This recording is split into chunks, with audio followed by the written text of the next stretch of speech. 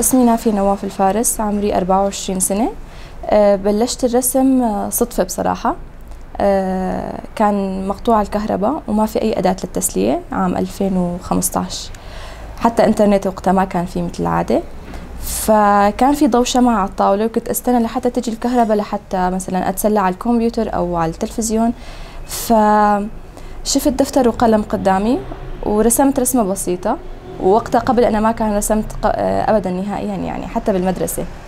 فأمي شافت إنه أنا اكتشفت موهبتي، وفي عندنا طبعا فنانين بالعائلة، خالي الدكتور سرور علواني ومرته ريما الخالد، بلشوا هن كمان يشجعوني ولو هن خارج البلد. صاروا دائما يبعثوا لي أدوات للرسم، يحكون معي، يعطوني الأخطاء والأخطاء الشائعة اللي أنا مثلا أقع فيها. شفت دعم من والدي ووالدتي كمان وإخواتي.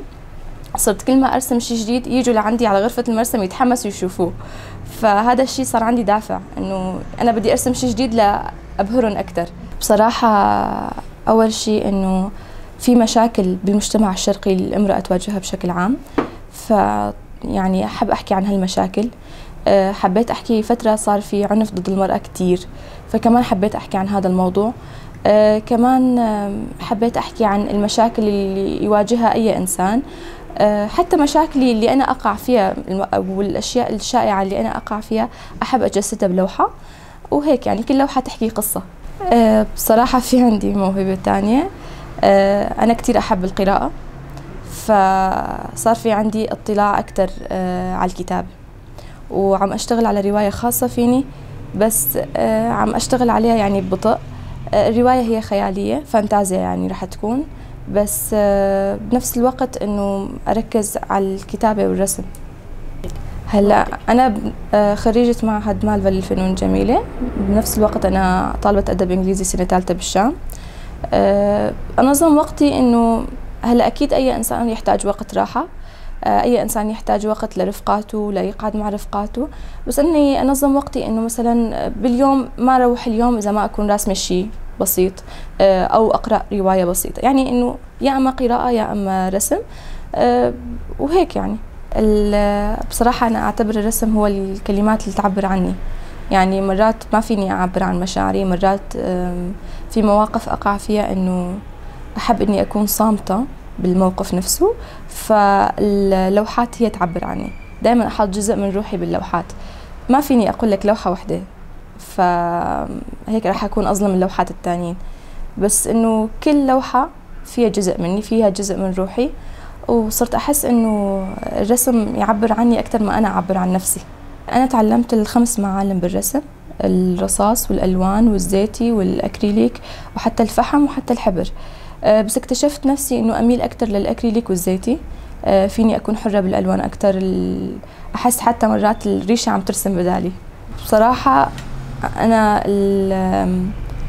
المرسم تبعي مثل ما أنك شايفة شوي يعني ضيق، فيمكن بالمستقبل حابة إني أوسع مرسمي لأرسم لوحات أكبر، وأحكي أكثر يعني عن مشاكل، مثلا مش أكثر من مشكلة بلوحة واحدة. وبنفس الوقت كمان حابة إني أطور لوحاتي من خلال إنه أتعلم أكثر، لأنه بصراحة ما أعتقد إنه الرسم يوقف لحد معين، كل ما ترسمي أكثر كل ما تتعلمي أكثر. طبيعة يعني هي عبارة عن جمال، والمرأة كمان عبارة عن جمال، جمال روحي. فأحس إنه هن جزء لا يتجزأ من بعض، يعني حتى في لوحات إذا تدققي عليها من بعد رح تشوفي إنه هي وجه مرأة، لما تقربي أكثر تشوفيها إنه هي طبيعة. فما أعتقد إنه في اختلاف بيناتهم، لكن فيني أحكي إنه المرأة لسه يعني جمالها أكثر. مثلا لما تكون المرأة وراءها طبيعة، ما في يعني ما تقولي إنه هاي طبيعة وهي مرأة، لا، هن مع بعض، هن لوحتين ممزوجين مع بعض، فما في اختلاف.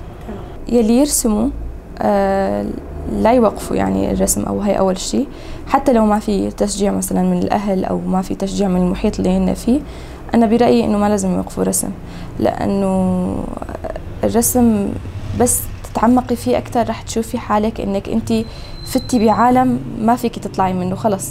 حتى نظرتك للحياة تتغير، نظرتك للأمور رح تتغير، لما تشوفي أشخاص رح تصيري تشوفي الظل والنور، كيف رح ترسميهم، الملامح تبعهم هل هي قابلة للرسم أم الملامح تبعهم صعبة.